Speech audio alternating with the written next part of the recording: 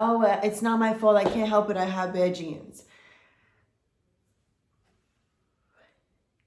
You have inherited bad habits, honey. Genes actually don't have much to do with the quality of your health. Say mom or dad has health conditions, maybe they're overweight, maybe they have arthritis, whatever it is. How can we avoid not falling to that same fate? Nutrition, eating real food, eliminating chemicals from your diet, getting rid of the gluten and the excess animal protein and the never-ending pastas from the wrong sources, and being very mindful that of what you are putting into your body, filling it with what your body was created to consume, which is real God-made food and not chemicals made in a lab somewhere by companies who are putting all these additives in for people to become literally addicted to and keep consuming while destroying their bodies.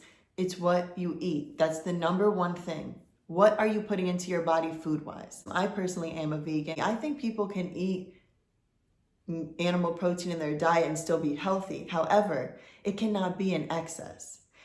90%, 85 to 90% of your plate should be plant-based. If you want to add in minimal animal protein while you're eating so much plant-based diet, for most people, it won't affect them. Some people even thrive like that.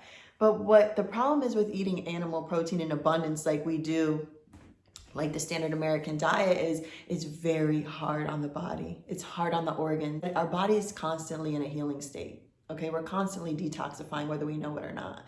We sweat, when we urinate, whatever, we're constantly detoxifying. And when we have an abundance of animal protein, what we are doing to our body is giving it work to digest this harder to digest food, and it's taking away from the body's time to detox. So it's doing us a disservice.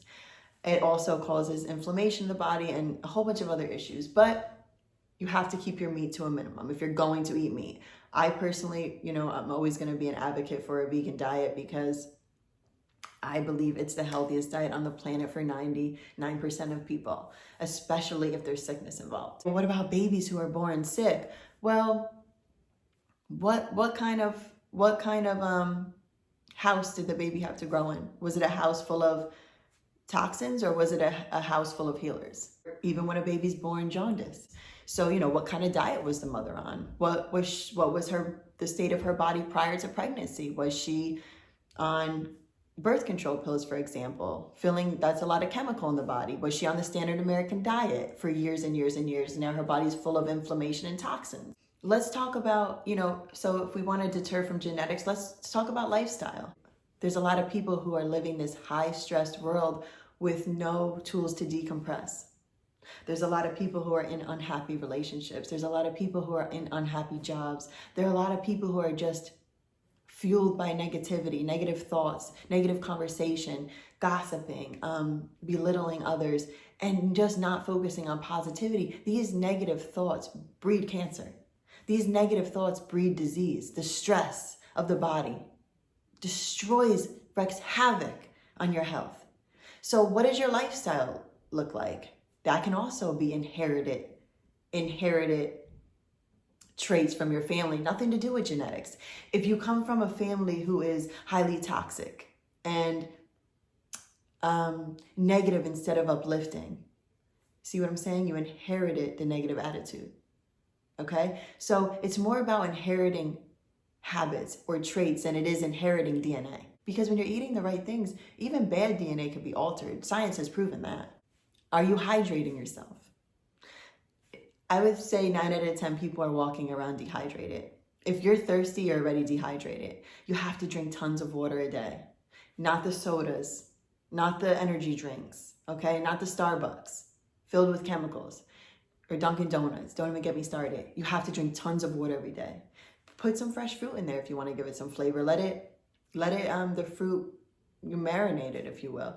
Squeeze some lemon in there, squeeze some lime. You have to supplement. I've said this before, the quality of our soil and the time to transport food from the farms to your table, a lot of nutrients have been lost already. You have to supplement.